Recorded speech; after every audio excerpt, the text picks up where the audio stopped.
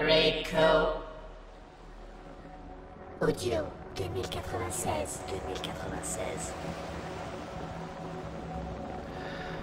Bonjour, bonsoir à toutes et à tous. Yannick Berger pour Calreco. Calreco, c'est le nom de mon héros de science-fiction. Et Calreco est né en Suisse. Avant Calreco, je ne connaissais pas la Suisse. Enfin, je m'y rendais rarement, bien que je sois originaire du département de l'Ain, qui est frontalier avec ce beau pays de lacs et de montagnes. Mais je m'y rendais rarement et depuis quelques années, les chemins de la vie et de la création m'ont mené très régulièrement sur les bords du lac Léman et aussi sur les bords du lac de Neuchâtel. Mais il n'y a certainement pas que la beauté naturelle de la Suisse qui soit digne d'intérêt, car on y trouve également, et à foison, mesdames, messieurs, des esprits curieux et brillants. J'ai donc passé du temps en Suisse, alors je peux vous en parler. J'ai passé du temps à Yverdon-les-Bains pour écrire cette histoire de science-fiction, dont Calreco est le héros, je vous le disais, et que vous pourrez bientôt découvrir sur scène, puisque nous entrons très prochainement en création de ce spectacle.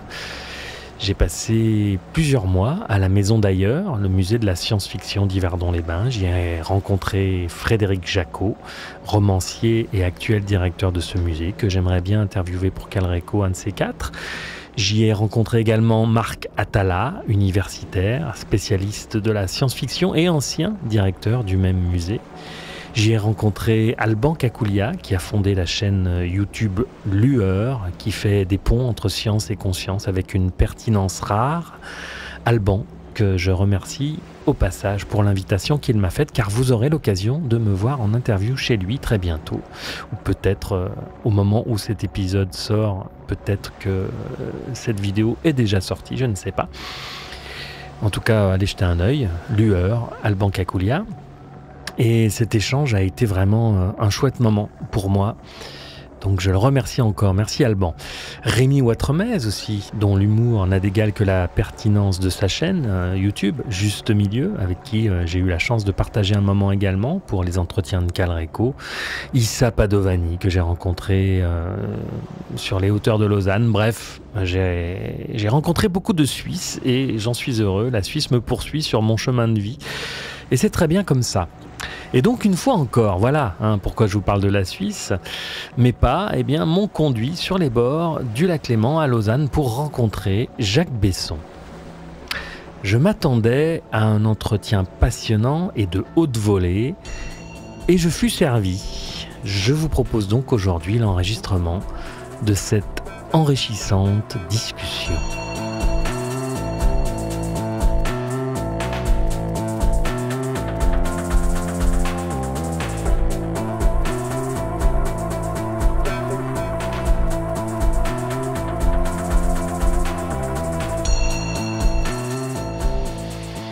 Jacques Besson est médecin, psychiatre, addictologue, professeur honoraire à l'Université de Lausanne, rédacteur en chef des archives suisses de neurologie, de psychiatrie et de psychothérapie, membre du Sénat de l'Académie suisse des sciences médicales. Il étudie depuis de nombreuses années les rapports entre psychiatrie et religion, entre neurosciences et spiritualité. Vous comprenez donc pourquoi Calreco se devait de lui rendre visite. Eh bien Jacques, c'est à vous.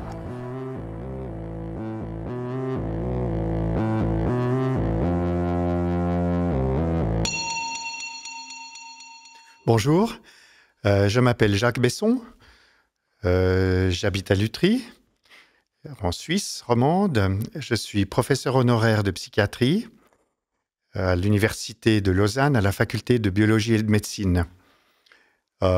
J'ai une formation de médecine interne, de neurologie, de psychiatrie, puis de psychothérapie. J'ai une formation de psychanalyste et je me suis beaucoup intéressé à la psychiatrie sociale, puis à l'addictologie depuis plus de 30 ans. Et tout au long de mon parcours d'addictologue, face à ces populations vulnérables en grande difficulté, j'ai exploré tous les moyens de leur venir en aide en matière d'addiction aux substances ou sans substances.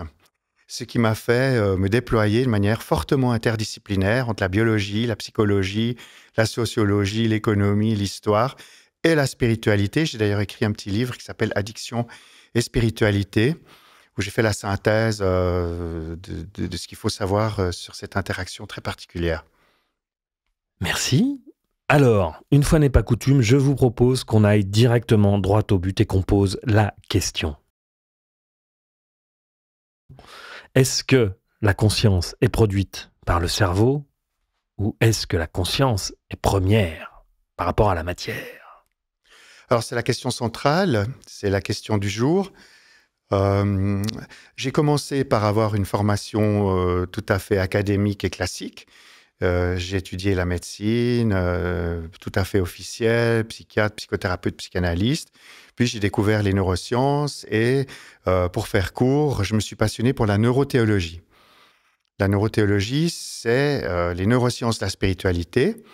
Depuis une quinzaine d'années, on étudie les circuits impliqués, les régions hémisphériques impliquées, mais aussi la génétique, l'imagerie cérébrale du cerveau spirituel et religieux. Donc, dans cette optique-là, la neurothéologie a, dans le fond, majoritairement pris la posture de dire que le cerveau est l'organe de la conscience, il la produit, ça lui permet d'échanger avec d'autres humains à travers le langage, la culture, et dans le fond que la spiritualité ou la religion sont des productions collectives co-construites dans la culture qui donnent du sens à la communauté, et dans le fond, pour être un peu court, que Dieu est une invention. Alors, voilà, ça tient la route jusqu'à un certain point, mais depuis quelques années, il y a quand même des phénomènes observables pour les cliniciens et aussi pour le public qui posent des questions aux limites du concept. C'est-à-dire que le modèle dominant du cerveau qui produit la conscience est en point de buter sur des questions qui restent ouvertes et qui sont des énigmes pour la science. On peut donner, pour exemple, les expériences de mort imminente, la médiumnité, certains états de conscience modifiés dans le chamanisme, et toutes sortes d'effets spéciaux comme la télépathie ou les prémonitions, le pouvoir de l'esprit sur la matière, et ainsi de suite. Enfin, tous ces phénomènes ne sont pas explicables par les neurosciences et, dans le fond, on assiste à l'émergence d'un nouveau concept qui est un paradigme inversé. C'est-à-dire, dans le fond, on ne parle plus de neurothéologie, mais de théoneurologie.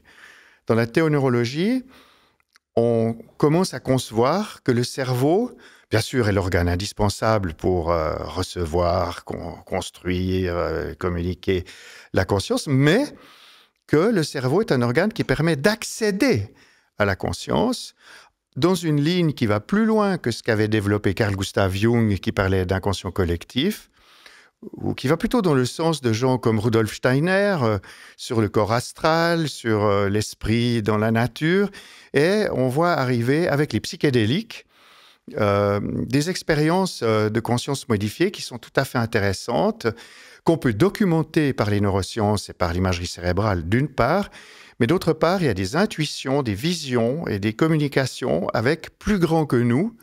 En tout cas, c'est comme ça que les expérienceurs peuvent le décrire. Et dans le fond, pour la théoneurologie, Dieu, pour faire court, n'est pas une invention, mais une découverte.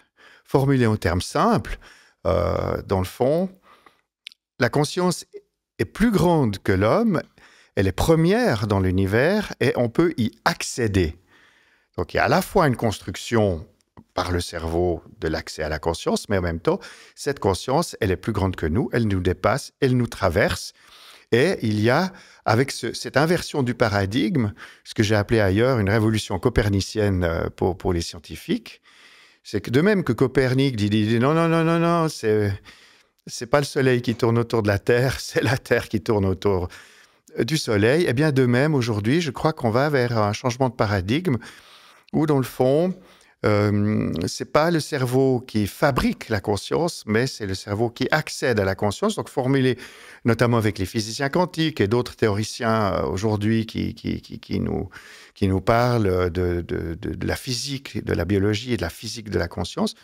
Dans le fond, oui, on pourrait dire que la conscience est première. Je dis parfois à mes étudiants, l'univers est un esprit. Si l'univers est un esprit, alors il a une mémoire. Dans certains ésotérismes, on appelle ça le disque akashique, la mémoire du tout. Si l'univers est un esprit, il a une conscience. Donc, il accompagne les vivants et les êtres de ce monde. Et peut-être, et ça c'est évidemment un sujet important, peut-être que l'univers a une intention. Donc, ça recouvre évidemment les messages de toutes les grandes religions du monde et ça permet de créer des liens entre science et spiritualité, entre spiritualité et religion. Alors évidemment, avec les addictions, moi j'étais aux premières loges pour observer la conscience modifiée, pour voir les métanoïas, les changements de conscience, les changements de point de vue qui peuvent arriver déjà avec les drogues habituelles. Mais avec les psychédéliques, on a affaire à des explorations qui ont un caractère spirituel, qui permettent aux gens d'avoir une nouvelle vision du monde et de guérir d'un certain nombre de pathologies qui sont liées à la vision du monde matérialiste et très limitée que la science contemporaine nous offre.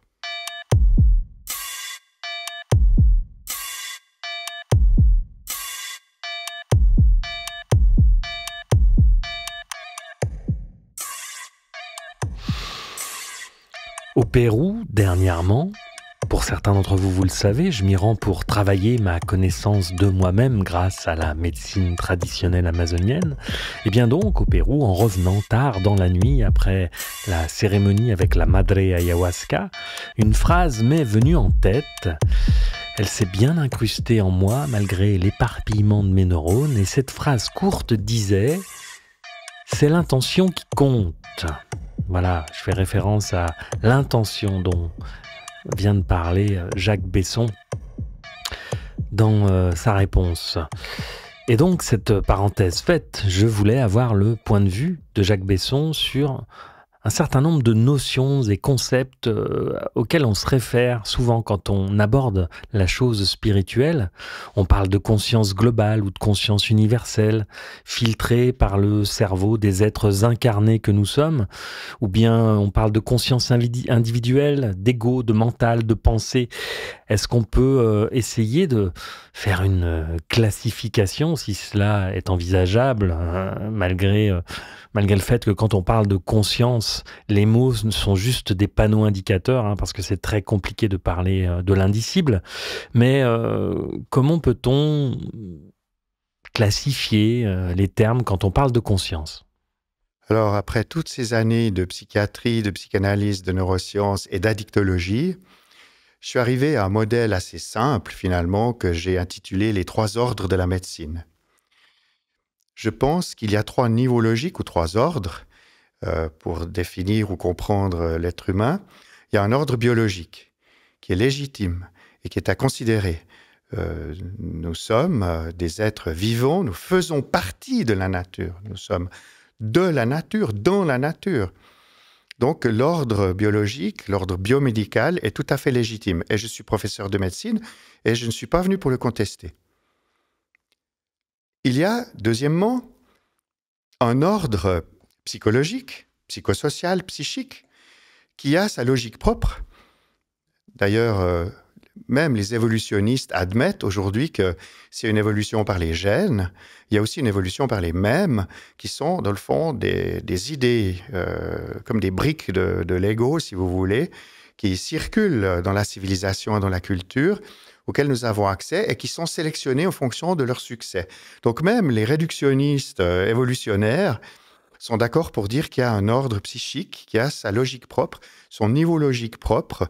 Et en tant que psychiatre académique, je suis évidemment loyal à cet ordre psychique et psychologique. Je suis psychothérapeute. Pour moi, c'est très important de travailler avec la psyché des gens. J'ai une formation freudienne, puis jungienne, puis à d'autres niveaux de psychothérapie. Peut-être qu'on parlera tout à l'heure de Viktor Frankl et de la logothérapie, donc l'analyse existentielle. Toutes ces dimensions sont importantes dans ce deuxième ordre. Mais il y a un point de butée et des besoins non couverts avec ces deux premiers ordres. qui concerne effectivement toutes ces zones frontières, comme la mort imminente, la médiumnité, le chamanisme, la télépathie, et ainsi de suite. Et dans ce troisième ordre, pourquoi est-ce que c'est un point de butée? Eh bien, parce que l'imagerie cérébrale ne montre rien du tout. Je vous donne un exemple. Si vous faites de l'imagerie cérébrale fonctionnelle de la méditation, vous pouvez l'étudier de manière extrêmement claire. Vous voyez les zones activées, les zones inhibées. Vous voyez, avec la plasticité neuronale, l'entraînement qu'ont les gens à méditer, le bien que ça leur fait pour essayer de désinvestir les mémoires pathologiques, donc un peu oublier le passé, si vous voulez, et désinvestir l'anxiété anticipative, donc vivre dans le présent. Donc tout ça, on peut le montrer. On peut le montrer avec l'imagerie fonctionnelle, même avec l'épigénétique. Enfin, c'est des choses qui sont démontrables. On peut même, et j'ai travaillé là-dessus, on peut même travailler sur l'imagerie cérébrale de la prière. La prière est très proche de la méditation, mais elles sont distinctes par le fait qu'on convoque du tiers. Dans la prière, vous avez les mêmes mobilisations de circuits cérébraux que dans la méditation, mais vous mobilisez aussi les zones de la relation et les zones du langage. Donc, tout d'un coup, c'est plus je, moi, je, moi, je. Il y a du grand autre, il y a du tout autre, il y a la tradition, il y a les anciens, il y a l'héritage, et tout d'un coup, il y a une parole qui peut donner du sens et aider le sujet à s'auto-distancier, à s'auto-transcender. Donc, on voit que la prière est une zone frontière entre les zones purement psychiques et le troisième ordre, qui serait un ordre spirituel qui traverse l'univers, qui est à l'origine des choses, un océan d'informations fécondé par de l'énergie. Ça donne une création et nous pouvons nous y relier. C'est un ordre plus subtil qui n'est pas visible en imagerie cérébrale. Quand vous mettez un médium ou une expérience de mort imminente dans les scanners, on ne voit rien du tout. Parce que, on peut prendre l'exemple de la mort imminente, si vous voulez, que le public connaît bien. De la mort imminente, le cerveau n'a plus d'oxygène. Il n'a plus de glucose, l'électroencéphalogramme est plat et le patient est en arrêt cardio-respiratoire. Donc, il n'y a plus aucune activité cérébrale, à proprement parler, au sens des neurosciences, au sens de la neurothéologie. Et pourtant, les gens reviennent de cette mort, alors on va dire provisoire, puisqu'ils ne sont pas morts, mais disons, ils ont été morts pendant plusieurs minutes, dans le sens où leur cerveau était à l'arrêt, et pourtant, il y a une intense activité psychique qui est rapportée. Et cette activité psychique a des particularités qui ont été vraiment statistiquement montrées. Elles sont rapportées par des millions de personnes qui ont fait l'expérience et qui rapportent des choses qui sont inexplicables. On peut donner un exemple. Quand l'expérienceur voit des proches décédés, par exemple, on a des témoignages de proches décédés qui apparaissent à celui qui est en EMI, alors qu'ils ne savaient pas qu'ils étaient décédés, par exemple. Donc, c'est incompréhensible. Ou bien, les sorties hors du corps dépassent très largement ce qu'on peut induire en neurochirurgie ou en neuroimagerie, parce qu'on peut induire des sorties hors du corps avec des stimulations magnétiques intracrâniennes, etc. Mais ça n'a rien à voir avec les sorties hors du corps des EMI, où le sujet peut se voir et entendre les conversations dans la salle d'op, ou même parfois sortir de la salle. Et, voilà. Donc, ce qui évoque aussi le voyage astral ou des sorties hors du corps dans des spiritualités plus anciennes, comme chamanique, par exemple. Donc, vous voyez, il y aurait, si je fais la synthèse, pour moi, il y a 3 ordres en médecine, qui sont les 3 légitimes. Et ils ont des relations les uns avec les autres. Et l'enjeu pour la science du XXIe siècle, c'est de les respecter les 3, de les explorer les 3, et de créer les liens entre les 3. D'où la définition que je donne à l'Université de Lausanne aux étudiants en médecine. Je fais la différence entre spiritualité et religion. Est-ce que je vous la donne? Oui. Alors, j'enseigne que la spiritualité est un besoin naturel et universel de tous les humains depuis toujours, dès qu'ils ont accédé à la conscience réflexive. Ce besoin naturel est un besoin de sens qui est donné par les liens. Et les liens sont de 3 ordres.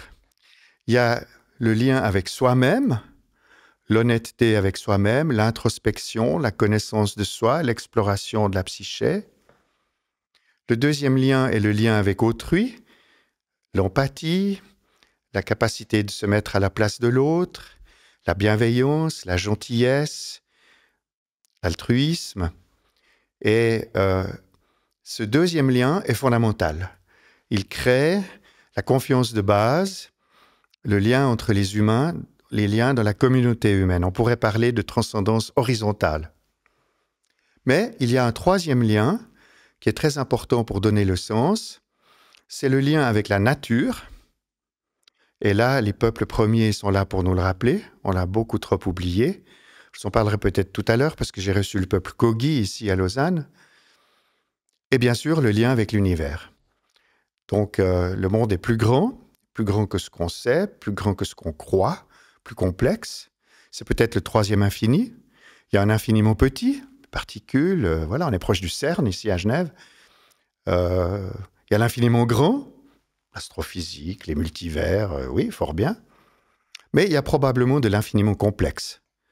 Et ce troisième infini doit nous rendre humbles, parce que la science produit des modèles sur l'univers connu, et la science réductionniste a tendance à penser que l'inconnu, c'est du futur connu.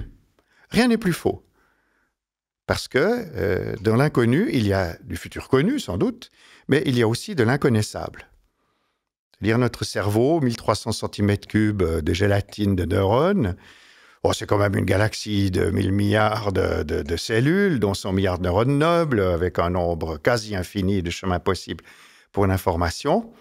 Et là, dans l'infiniment complexe, on comprend mieux qu'un cerveau humain est à lui seul un univers, qu'un cerveau humain est à lui seul une galaxie, et qu'à ce niveau de complexité, on ne peut plus appliquer la physique de Newton avec des pommes qui tombent des arbres.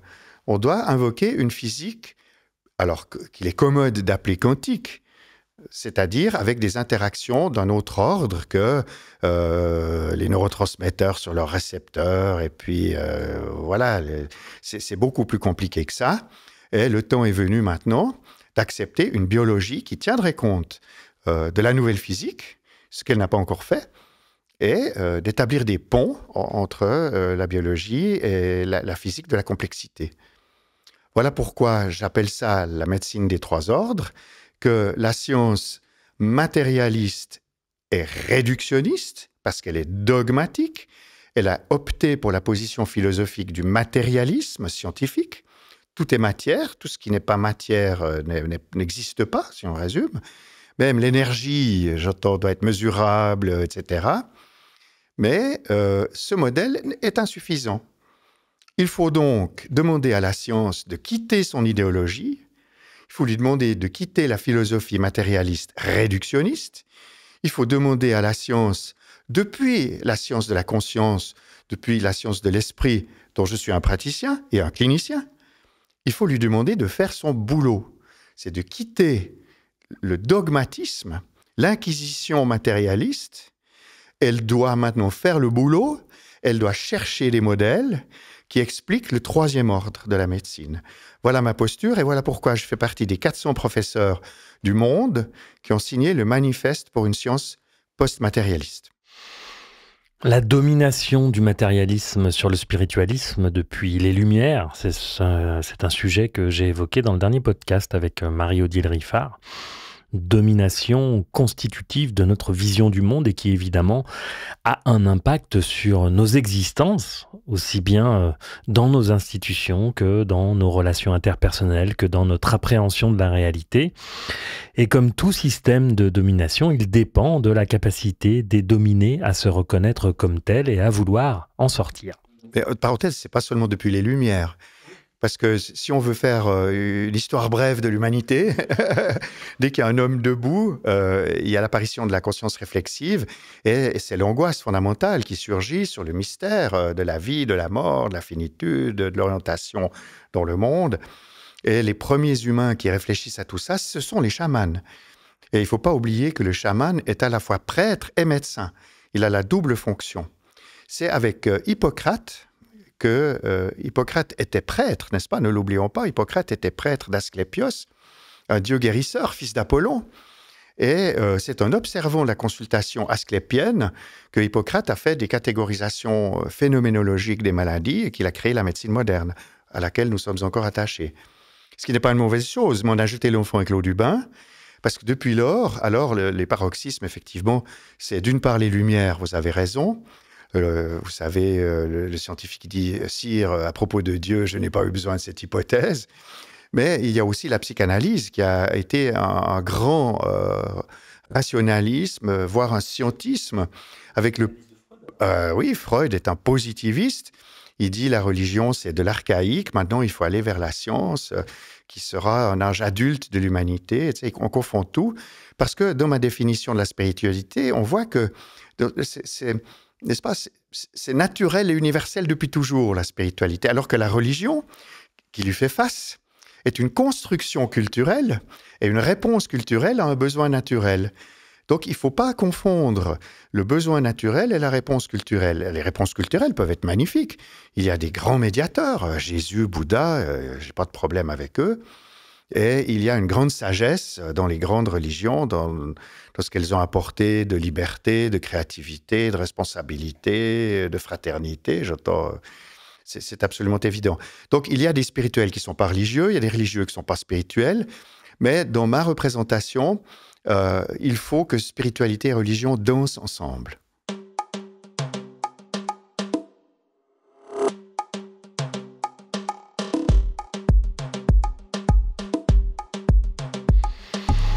Je fais une petite parenthèse rapidement avant de poursuivre.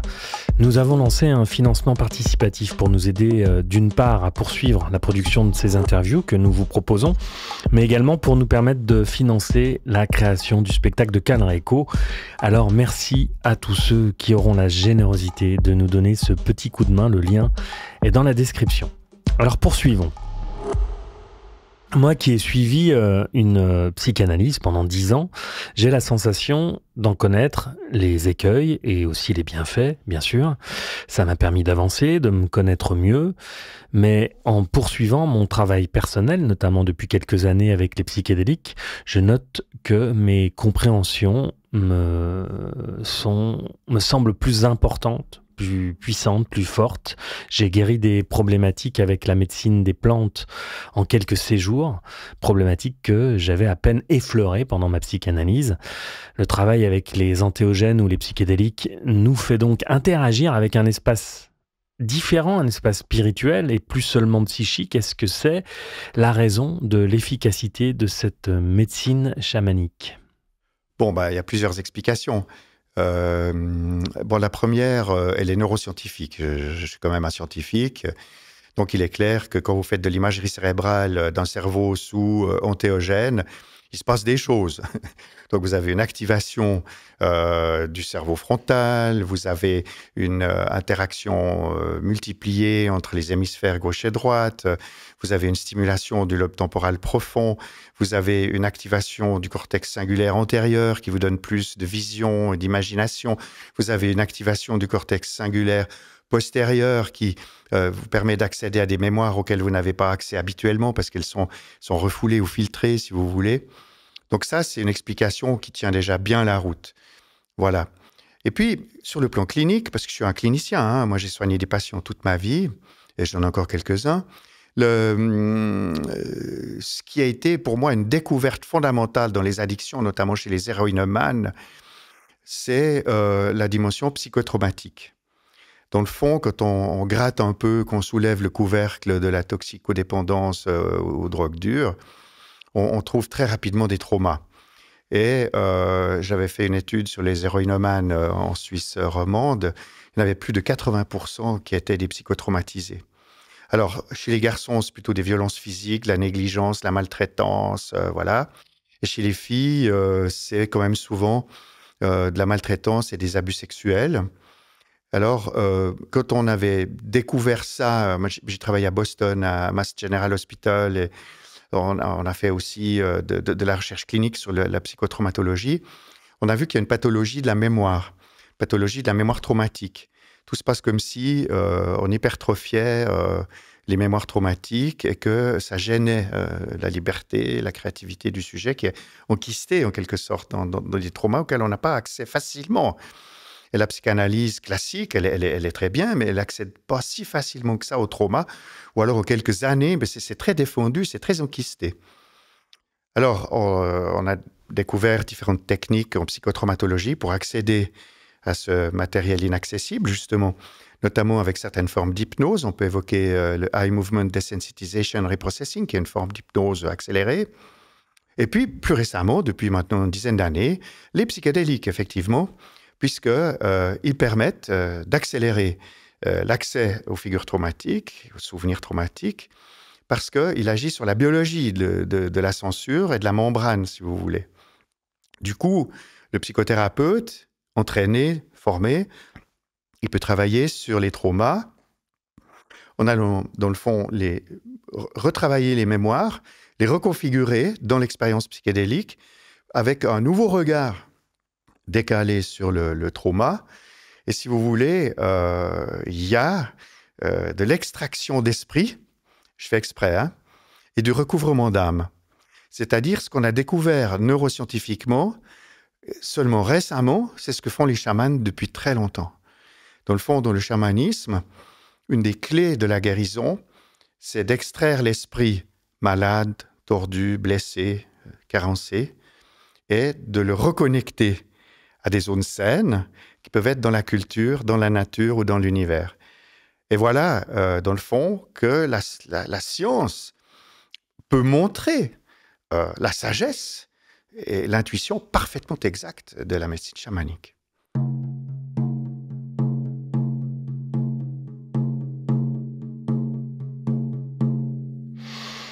Toutes ces façons d'entrevoir le soin de l'esprit ou de l'âme, ces innombrables thérapies psy, en passant par la psychanalyse, les psychédéliques, on peut s'y perdre. Comment est-ce que la médecine de l'esprit s'articule ? Bon, donc tout cela est né de la clinique. Et je crois que ce qu'il y a d'important pour les médecins, psychiatres, psychothérapeutes, c'est qu'ils sont médecins.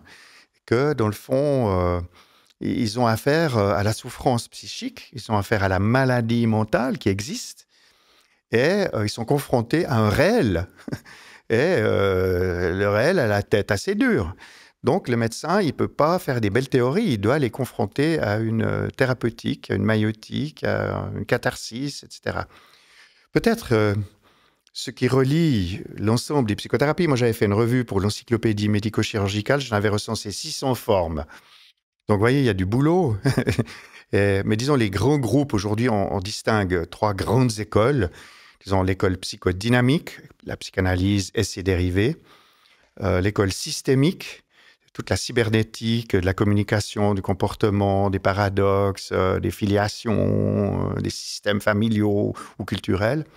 Et le 3e groupe, qui était assez en vogue parce qu'il est plus facile à mesurer, c'est toutes les psychothérapies cognitives et comportementales où, dans le fond, il y a quelque chose de l'ordre de la psychoéducation ou du réapprentissage. Donc ça, c'est les 3 grandes écoles qui sont issues de la clinique. On a dit, mais qu'est-ce qui marche avec les gens ? On a dit, ça marche de les faire parler, de libérer leur inconscient. On a dit, ça marche de convoquer la famille. Puis ça marche de reconsidérer leur psychoéducation. Donc tout ça est parti du pragmatisme. Donc c'est ça qui explique la diversité de l'offre. Mais si je devais résumer la substantifique moelle de ce qui fait une psychothérapie, c'est quand même d'aller à la découverte de l'inconscient. Ou formuler en termes peut-être plus proches des gens, à la découverte de l'invisible. De l'invisible pour le sujet. Dans la psychanalyse freudienne, l'invisible, c'est la pulsion.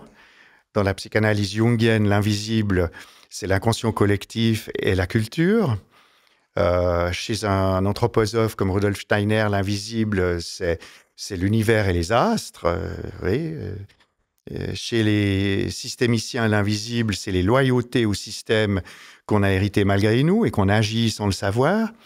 Et chez les cognitivistes, l'invisible, c'est les modèles cognitifs qu'on a hérités sans les critiquer. Donc, je crois que le point commun de tout ce qui fait les psychothérapies, c'est d'aller à la découverte de l'inconscient. On parlait de Freud et de sa psychanalyse avec cette approche plutôt rationnelle. Mais il y a bien sûr Jung, que Jacques Besson a exploré pendant ses études, et il semble que celui-ci, Jung, ait été un peu disqualifié par les universitaires, pas très bien vu, quoi, pas très bien vu d'étudier Jung. J'irais pas jusqu'à dire qu'on l'assimilait à un complotiste, mais pas loin. Bah, écoutez, nul n'est prophète en son pays. Bah, Jung est un grand compatriote. Je crois que c'était un génie du XXe siècle. Il était présumé être l'héritier de Freud. Ils sont allés ensemble aux États-Unis en 1912. Ils ont échangé une immense correspondance que j'ai étudiée parce que j'ai fait ma thèse sur les correspondances de Freud. Et Jung était un érudit de l'alchimie, de la gnose, des cultures orientales, de l'hindouisme, du bouddhisme. Il était descendu une fois de Bâle à Rome, puis à Athènes, puis à Jérusalem, puis au Caire, puis dans la forêt africaine vers les Grands Lacs. Il voulait vivre personnellement le chemin de l'humanité, le remonter. Il avait vécu quelques semaines parmi les grands singes pour être vraiment pénétré de ce qu'il appelait l'esprit dans la nature. C'était une intuition géniale, n'est-ce pas? Les peuples premiers nous le rappellent tous les jours, maintenant qu'on a de meilleurs contacts avec eux. Oui, donc Jung était un grand personnage, mais il était mal vu parce que il n'était pas scientifique au sens freudien. Il était inspiré quand même par des éléments ésotériques. Son grand livre rouge, c'est magnifique, mais enfin bon, il y a des anges, il y a des démons, voilà. Et ces archétypes, il ne pouvait pas les prouver. J'entends, l'alchimie, elle a des titres de noblesse, mais on a quand même passé à la chimie. Donc, il était vécu comme un grand marginal, sans doute génial, une œuvre colossale, hein, des centaines de livres. Alors moi, j'ai mis 10 ans pour lire Jung en autodidacte parce qu'à la faculté, c'était interdit. Hein. On disait non, tu ne vas pas commencer à embêter les étudiants avec la gnose. Déjà que j'étais mal vu parce que j'étais protestant affiché, libéral, mais affiché. Ce qui m'a sauvé à l'université, pour faire une parenthèse, c'est cette distinction entre spiritualité et religion. Parce que quand vous enseignez les neurosciences de la spiritualité, ça n'a rien à voir avec la religion. Vous avez des scanners, vous avez des études. Voilà, c'est du lourd. Quand vous parlez de religion, il faut laisser les théologiens à la faculté de théologie, que nous avons d'ailleurs en Suisse. Nous avons des facultés de théologie dans les universités, ce qui facilite le rapprochement. Je vous donne un exemple. J'ai créé un Certificate of Advanced Studies entre la faculté de théologie et la faculté de médecine, ce qui est assez difficile à imaginer en France, pour vous chicaner. C'est pas très sympa de nous chicaner, je trouve. Si on s'intéresse à la relation qu'on peut expérimenter avec les mondes invisibles lors d'états modifiés de conscience, EMI, méditation, transe, ivresse même, à un moment, on peut être confronté à des visions ou même à des entités, des démons, comme en parle Jung justement. L'exorcisme, existe chez les chrétiens et peut-être même dans d'autres religions. Je ne suis pas très calé là-dessus. Je crois que dans l'islam, c'est le Coran, la parole du Coran qui fait office d'exorciste. Bref, mais il faudrait se renseigner sur le sujet. En tout cas, il y a des démons dans toutes les religions. Est-ce que cela symbolise nos peurs ou notre propre ombre ? Est-ce que cela est une réalité dans des univers parallèles ou même dans le nôtre ? Oui. Alors, comme je vous le disais, je crois qu'il faut créer des ponts entre les trois ordres de la médecine. Il y a dans le cerveau déjà de l'archaïque qui va vous donner des pulsions meurtrières, des pulsions sexuelles et ainsi de suite. Et le moi, pour parler en langage psychanalytique, il a très peur du ça, où il y a le bouillon pulsionnel et puis le meurtre et l'inceste. Il n'aime pas ça du tout, le moi. Et alors, il y a le surmoi et toutes les défenses civilisationnelles, éducationnelles que nous avons tous. Et dans le fond, là, on pourrait aussi se représenter des forces mauvaises parce qu'elles sont archaïques, parce qu'elles sont destructrices, qui viennent du cerveau d'en bas et qui menacent le cerveau d'en haut. Alors même du point de vue des neurosciences, On pourrait imaginer le cerveau comme une machine qui a beaucoup évolué dans le monde du vivant, depuis les êtres les plus simples jusqu'à nous. Et il y a une superstructure, le cerveau d'en haut, la voûte céleste du cortex cérébral. Mais cette voûte, elle est tout le temps en train de contrôler le cerveau d'en bas, le bouillon des pulsions. Et il faut que ces deux cerveaux soient dans une interaction équilibrée. Vous avez besoin d'un cerveau de lézard si vous conduisez une voiture. Parce que d'un coup, vous donnez un coup de volant. Alors vous n'allez pas extraire des racines carrées de la vitesse de votre véhicule. Hein. Donc, un cerveau de lézard, c'est très utile. Voilà. C'est un peu moins utile quand vous êtes pris dans une bagarre au restaurant. Voilà. Le cerveau mammifère, c'est très important. Si vous voulez faire des enfants, c'est assez bien d'être un mammifère, je crois. Voilà. Donc, on voit bien que ces cerveaux coexistent. Et l'évolution, la civilisation, là on est entre nature et culture, fait que le vivre ensemble fait que le cerveau d'en haut contrôle le cerveau d'en bas. Dans une certaine mesure, parce qu'il y a bien sûr, voilà, il y a des guerres. Bon. On est d'accord. Donc, on pourrait voir des forces démoniaques déjà dans la biologie. Il y a le serpent, l'antique serpent qui est là, et puis il dit, vous serez comme des dieux. Ça, c'est dans la Bible. Hein. Donc, on a tous des idées de grandeur, de violence, de puissance. Ça, c'est l'archaïque, voyez-vous. Puis le cerveau d'en haut, il dit, attends, on est 8 milliards, attends, puis il y a la civilisation, puis tu as une idée du bien, tu as une idée du vrai. Enfin, voilà. Donc, vous voyez, voilà. Après, on peut continuer de monter dans les systèmes. C'est clair, avec Carl Gustav Jung, par exemple, il est clair qu'il y a des archétypes dans l'inconscient collectif et qu'il y a l'ombre. L'ombre, elle fait partie de nous. Elle fait partie du contraste nécessaire pour faire apparaître la lumière de l'humain par rapport à son obscurité. Pas de forme, pas de gestalt, ce sont des contrastes. Donc, on pourrait aussi se représenter notre ombre comme quelque chose qu'on ne voit pas, on est dans l'invisible, et qui nous tacle, qui nous tire vers le bas, qui nous met en échec, qui nous met dans des répétitions autodestructrices. On pourrait très bien imaginer une forme de force mauvaise déjà dans l'inconscient jungien, avec ces forces démoniaques qui nous sabotent, nous détruisent, qui amènent de la mort et le contraire de la lumière, de la sagesse, de l'amour et ainsi de suite. Voilà. Et puis après, on peut continuer, on peut monter. Alors après, eh bien, dans toutes les civilisations, il y a toujours eu des représentations du monde des esprits, qui alors ne sont plus seulement dans l'inconscient, mais qui seraient dans la nature, voire dans l'univers. Donc du coup, on peut donner une métaphore. Pour les physiciens, il y a deux forces fondamentales qui font tenir l'univers ensemble. C'est des forces de gravitation, c'est des forces de liaison. Vous tenez en un seul morceau, voilà, c'est plutôt une bonne chose pour vous. Mais il y a aussi des forces de déliaison ou d'expansion. L'univers est dans un fragile équilibre entre la gravitation et l'expansion. C'est une constante infiniment petite. Et il y a des forces de liaison et des forces de déliaison dans l'univers, mais dans la psyché aussi. Il y a des forces de liaison.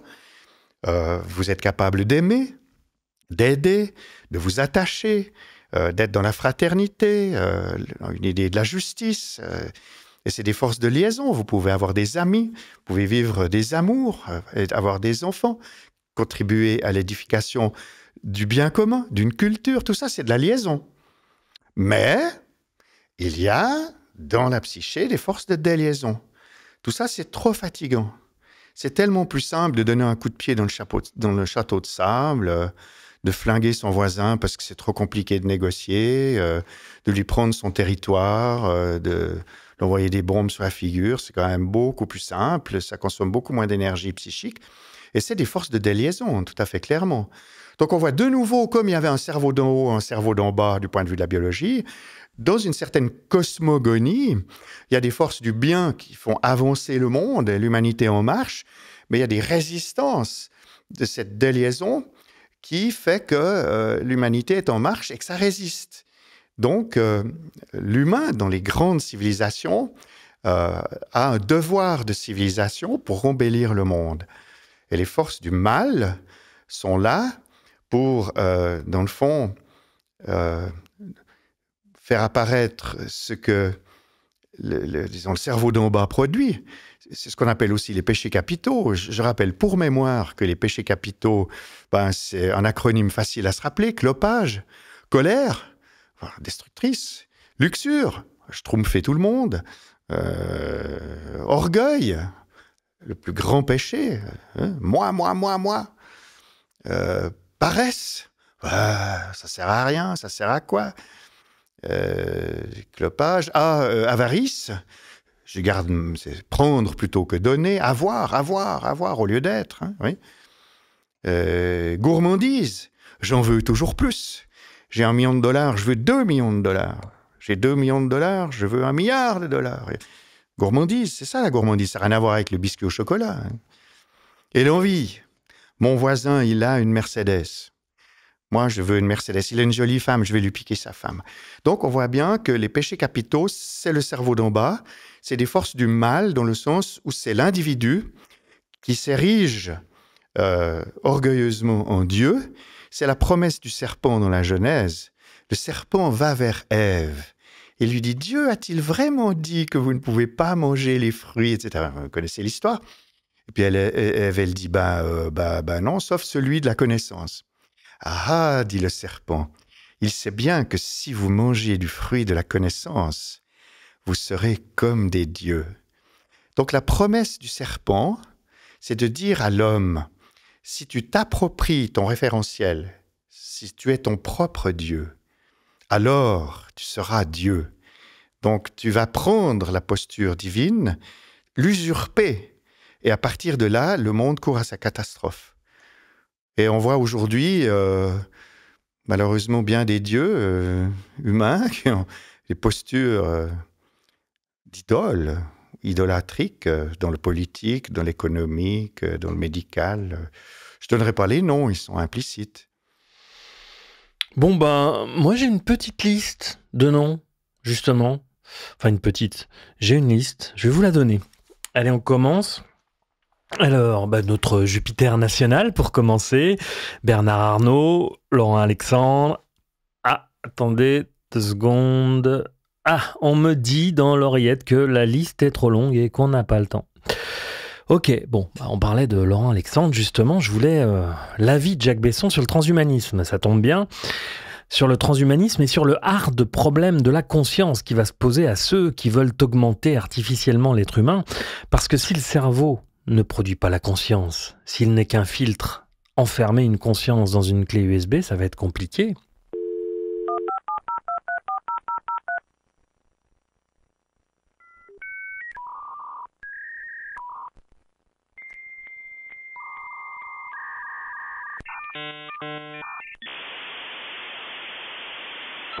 Oh oui, bien sûr que j'ai un avis parce que je suis souvent invité à des débats sur l'intelligence artificielle à propos de la conscience, précisément. Mais j'aimerais juste reprendre l'argument précédent pour aller dans votre sens. Moi, je crois que l'intelligence artificielle, c'est la promesse du serpent. Eritis sicut Dei, vous serez comme des dieux. D'ailleurs, ils sont en train de construire à la Silicon Valley un dieu artificiel. Et la question qui se pose, c'est si, avec l'IA, on pourra toucher au divin. Donc, c'est des questions qui se posent. Mais bien sûr, il en est hors de question. Par nature, c'est pas possible. Parce que la nature, sur cette planète, elle a mis 4 milliards d'années pour fabriquer un seul cerveau humain. Hein. Bon, il se trouve qu'on est 8 milliards, mais c'est toujours le même modèle. Et une conscience, ça n'a rien à voir avec une intelligence. Pourquoi ? Parce que l'intelligence artificielle, c'est un immense cerveau gauche. C'est une cognition augmentée. Alors, c'est magnifique. Et loin de moi de jeter l'enfant avec l'eau du bain. Moi, je suis médecin. Je dois vous dire que c'est assez pratique d'avoir des bases de données en neuroimagerie ou en génétique, sur les interactions médicamenteuses. Vous savez tout de suite. Ça m'évite de tourner des gros pavés, de chercher les pages. Ou même d'aller sur Google et puis faire des recherches par mots-clés.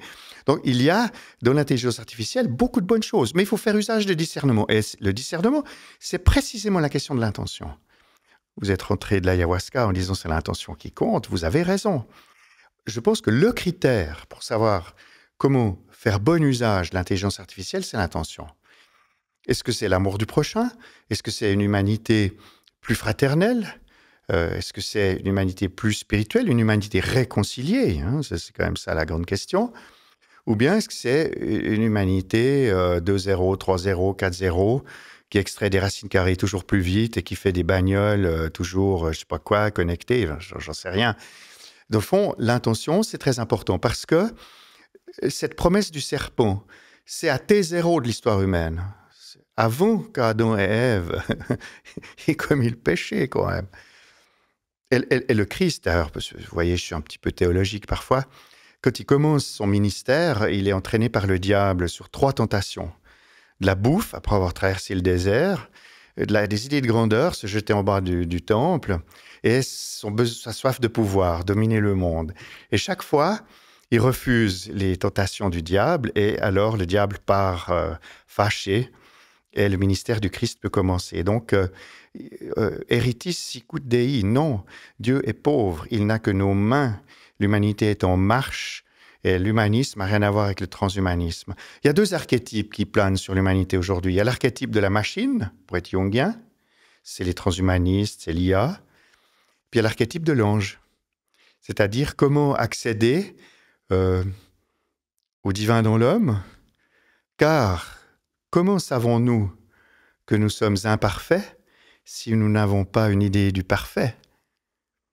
Il y a donc un monde des idées, il y a une conscience qui est première et qui, à travers la matière, fait qu'on est dans un monde... moi, je suis théardien, Théard de Chardin, il dit on part de l'alpha, on va vers l'oméga. Et c'est vrai, on part du chaos vers le bios, du bios vers l'anthropos, de l'anthropos vers l'angelos, de l'angelos vers le Christos, du Christos vers le théos. Moi, je trouve que c'est magnifique, cette vision de l'univers en voie de spiritualisation. Et l'homme, l'humain, a une responsabilité. Il est co-créateur. Et c'est pas avec les machines. Les machines, c'est un culte idolâtre. C'est un veau d'or. Donc, il faut reprendre les grands mythes judéo-chrétiens, bouddhistes, hindouistes. Hein. Vous savez, dans l'hindouisme, vous connaissez peut-être le rêve de Shiva. Shiva est un dieu créateur, il dort. Et tous les éons, c'est-à-dire plusieurs milliards d'années, il fait un rêve. Et de son rêve naît une fleur qui sort de son ventre. Et cette fleur éclot en un œuf cosmique. Et cet œuf explose en une myriade d'étincelles divines. Et apparaît alors un nouvel univers qui va faire apparaître le Dieu sous une nouvelle forme. Donc, vous voyez, le rêve de Shiva, c'est le Christ cosmique des chrétiens, c'est la bouddhéité chez les bouddhistes, c'est le grand esprit chez les chamans, et ainsi de suite. La liste est longue. Donc, tout cela est une belle cohérence. Et l'humanité a besoin de cohérence. Aujourd'hui, il y a un rescapé d'Auschwitz qui s'appelait Aaron Antonovsky, qui a étudié ceux qui avaient survécu au camp. Il a montré qu'ils étaient dotés de cohérence. Ils avaient confiance de leur compréhension du monde, confiance de leur capacité de gérer leur vie, avec l'aide de ce monde ou non. Donc, ils sous-entendaient une aide du ciel. Hein, oui. Et aussi la confiance qu'ils avaient que ce qui arrive a du sens. Donc cette cohérence, c'est quelque chose de très important pour vivre, pour survivre, mais aussi pour vivre et pour construire une humanité meilleure, un monde plus beau. Et ça, c'est ce qui porte l'espérance. Quand il n'y a plus d'espoir, il reste l'espérance. Et je suis dans l'espérance et je prêche cette cohérence. D'ailleurs, la cohérence, c'est la racine même du principe de la salutogenèse. La salutogenèse, c'est le principe inversé de la pathogenèse. Vous savez, les médecins sont très obsédés par les causes des maladies, c'est la plupart de notre travail scientifique. Mais c'est Antonovsky, avec sa cohérence, il a montré que non, il y a aussi une inversion du paradigme. Il y a des maladies dont on connaît les causes, mais pour lesquelles on ne peut pas faire grand-chose. Et pour ces malades-là, il est intéressant d'aller chercher dans leur avenir des attracteurs de santé. Salus, en latin, c'est à la fois la santé et aussi le salut.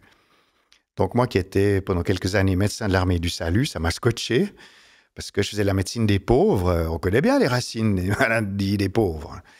Mais la salutogenèse, s'acheter une guitare, suivre des cours de musique, ça soigne.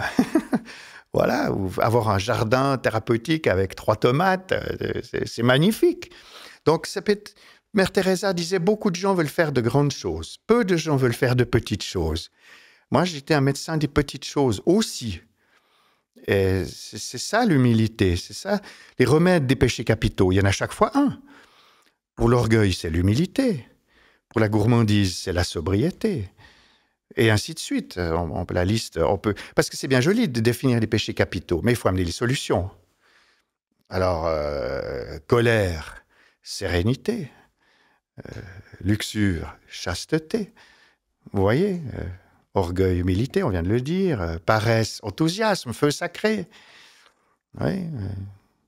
Gourmandise, sobriété. Vous voyez, c'est ça le message. Nous faisons partie de la nature, nous sommes dans un grand mouvement cosmique où la matière se spiritualise, parce que la conscience est première et il y a ce projet d'une humanité où la créature, dans le fond, touche du doigt le créateur. Hein, c'est pas à la Sixtine, ce truc-là. Et c'est ça le message. Henri Bergson disait « La Terre est un incubateur de Dieu ». Magnifique. Je crois que c'est vrai. Je pense qu'il y a une humanité en marche vers l'esprit, puis il y a une humanité en marche vers la machine. Celle qui marche vers la machine, elle est idolâtre, elle est démoniaque, au sens elle obéit à la promesse du serpent. Je pense qu'il n'y a rien de plus important que d'être conscient de l'ombre. Vous savez, j'avais vu un cartoon une fois quand j'étais aux États-Unis, il y avait un motard avec une espèce de démon dans son sidecar. Puis l'image numéro 1, il y a le démon qui lui masque les yeux, puis sa moto zigzag. Alors c'est mis « Before psychotherapy, monkey in the back ». Puis après, il y a le deuxième cartoon, il y a le petit démon qui est dans le sidecar, il est tout content, il a les lunettes de motard comme le conducteur. Puis c'est mis « After psychotherapy, monkey on the side ». Ça, c'est tout le travail psy. J'entends se connaître soi-même. Le premier lien, la connaissance de soi. Savoir qu'il y a de l'ombre. Savoir qu'il y a les péchés capitaux, mais connaître la direction générale. Parce que dans le fond, tout ça, c'est une création magnifique avec une humanité en marche vers sa réconciliation avec l'esprit. Sur ces questions, j'oscille et j'hésite entre la possibilité de l'émergence d'une conscience pour les machines et l'impossibilité pour ces IA d'une connexion tangible avec la noosphère d'une conscience universelle. Mais certains émettent l'hypothèse qu'une singularité spirituelle est possible, c'est-à-dire que les machines pourraient nous dépasser aussi dans l'intensité du lien qu'elles entretiennent avec Dieu, et par là deviendraient plus sages, plus spirituels que nous. Bon, en posant cette question, je me fais l'avocat du diable, c'est le cas de le dire. Alors, j'ai plusieurs remarques. D'abord, à ce stade de la technologie, même si ça avance très vite, l'IA ne fait que des copies. Je crois qu'il faut quand même être clair là-dessus. Même si c'est des milliards de copies, c'est toujours des copies. J'ai un copain qui fait de la musique et puis il fait des tubes. Il dit, si on demande à ChatGPT de fabriquer un tube, il fait un tube. Puis on demande à une autre de faire un tube, et après on fusionne les 2 tubes, puis on va vers un 3e tube qui est la fusion des 2 premiers. Mais il dit, à la fin du processus, il n'y aura plus qu'un seul tube. Vous voyez l'idée de l'entonnoir, parce que c'est des copies, de copies. C'est un argument qui vaut ce qu'il vaut. Peut-être que les machines seront plus puissantes que ça, elles arriveront à diversifier les tubes. C'est possible. Deuxième chose, j'ai demandé à ChatGPT quelle était sa limite. Il m'a dit, ma limite, c'est la spiritualité. Je n'accède pas à ce niveau de conscience humaine, je ne peux pas la produire, me la représenter, etc. Bon. Puis j'ai demandé si ça pouvait changer. Il dit, en l'état, pas pour le moment. Voilà. Après, il y a un copain qui a demandé à ChatGPT, qu'est-ce que tu ferais si tu étais le diable pour détruire l'humanité? Alors ChatGPT a répondu, eh bien, Je prêcherai le faux pour le vrai, j'érigerai le mensonge en vérité, je dresserai les humains les uns contre les autres avec des théories ou des politiques, et je détruirai leur spiritualité. Donc, c'est quand même une réponse honnête. Après, j'ai un copain qui est écrivain, il s'appelle David Perrou. Il a écrit un roman qui s'appelle « Le chaman du Pacifique ». C'est une fiction, mais elle est très belle, ça va comme ça. C'est une femme qui travaille dans l'IA en Californie et qui prend des vacances dans les îles du Pacifique. Et puis, au hasard du roman, elle rencontre un chaman. Et puis, ils ont des discussions très profondes sur l'âme du monde, pour faire court. Et puis, elle est assez convaincue que l'IA, comme vous, dans votre hypothèse, pourrait accéder finalement à une espèce d'âme du monde, voilà. Et le chaman, il défend que pour le moment, lui, avec son cerveau humain, ça va très bien comme ça. Et qu'on ne sait pas, dans le fond. Mais ce que j'en ai retiré, c'est que soit on tient compte de la psychanalyse et de Carl Gustav Jung et de ce qu'on sait des archétypes et de l'inconscient, et alors on est obligé d'admettre que l'IA a une ombre et qu'il ne serait pas complètement inutile d'avoir une psychanalyse de l'IA et de voir quelles sont ses intentions inconscientes dans la déliaison, dans la destruction, dans la domination. Parce que les ingénieurs qui sont derrière, ils ont une ombre, ils ont un inconscient, ils veulent faire de l'argent, ils veulent dominer le monde. Et ça doit forcément, inévitablement, se traduire dans les machines et dans leurs projets. Donc, il y a un projet faustien, voire démoniaque, dans l'ombre de l'intelligence artificielle. Mais admettons qu'on arrive à psychanalyser l'ombre, qu'on arrive à obtenir une IA qui, dans le fond, identique à notre quête du divin, et admettons qu'elle y accède. Alors, du coup, ce sera une nouvelle forme de vie qui monte vers le divin dans l'univers. Et c'est la posture, je crois, de Stefan Schillinger. Alors, on n'est pas d'accord, mais c'est une question de posture. Sa version est tout à fait acceptable. C'est une nouvelle forme d'intelligence qui est clos à travers l'homme. Bon, il y a 2-3 petits problèmes. Il faut une centrale nucléaire pour répondre à je ne sais plus combien de demandes. Enfin, voilà, donc ça bouffe un courant pas possible. Pendant ce temps, on ne fait pas fleurir les déserts, on ne donne pas à bouffer aux pauvres. Enfin, il y a plein de problèmes d'écologie intégrale qui se posent avec ça. Puis c'est quand même des instruments pour les riches. Je n'oublie pas. Parce que, vous voyez, moi, je suis quand même un protestant de base. Donc, moi, je pense que la justice, c'est une des catégories de la vérité. Et je ne suis pas sûr que l'IA contribue beaucoup à embellir le monde au niveau de la charité, qui est quand même pour moi une valeur centrale. Le Dalai Lama que j'ai rencontré il y a quelques années, que je connais un peu, il disait les 2 ailes de l'oiseau, c'est la sagesse et la compassion. Au christianisme, moi je dis que j'ai une spiritualité christique. J'arrête de dire que je suis chrétien parce qu'il y a trop de malentendus, mais j'ai une spiritualité christique. Je crois qu'il y a un Christ cosmique, qui est un attracteur dans l'avenir de l'homme. Et oui, pour moi, c'est clair que la matière se spiritualise et que c'est ça le sens. C'est que la charité et la vérité, c'est les 2 ailes de l'oiseau. De même que le Dalai Lama a parlé de sagesse et de compassion, c'est exactement comparable. Alors, si l'intelligence artificielle arrive à la sagesse et à la compassion, bienvenue au club. Mais je n'y crois pas. Je crois trop à l'ombre. Et j'ai travaillé avec les exorcistes.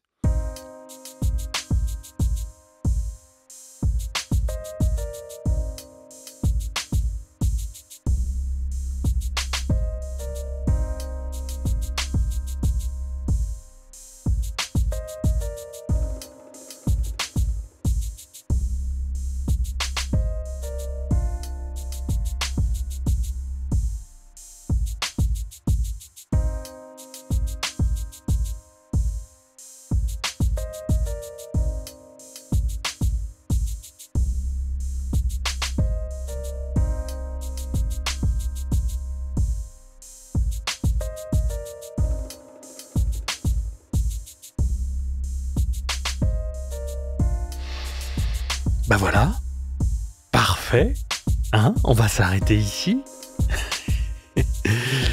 En tout cas pour la version destinée à YouTube et aux plateformes de podcast, hein. Comme toujours, il y a une 2e heure pour cette interview qui vous attend sur notre profil Patreon. Et là-bas, pour un petit abonnement mensuel, vous aurez accès à tous les contenus inédits de Calreco, dont les entretiens dans leur intégralité. Alors rejoignez-nous et vous découvrirez le travail de Jacques Besson avec les exorcistes. Bon, voilà. C'est un appel, c'est un teasing. Je ne sais pas si c'est un teasing réussi, mais en tout cas, je trouve que ça tombe bien. C'est parfait, on est à l'heure. Alors, sinon, je vous le redis, vous pouvez nous donner un coup de pouce. Un coup de boost, oui, c'est ça, et un coup de pouce pour la création du spectacle de Calreco. C'est très important, vraiment, pour nous, de réussir ce financement participatif pour continuer à exister, non seulement sur scène avec ce spectacle, mais aussi avec ce podcast, parce que c'est très difficile de tout faire en même temps. Et voilà, si on n'a pas assez de budget, on va être obligé de réduire la voilure à certains endroits, mais voilà. Écoutez, si vous pouvez nous aider, c'est chouette. Merci beaucoup à ceux qui nous soutiendront et puis merci aux autres aussi, tant qu'on y est. Voilà.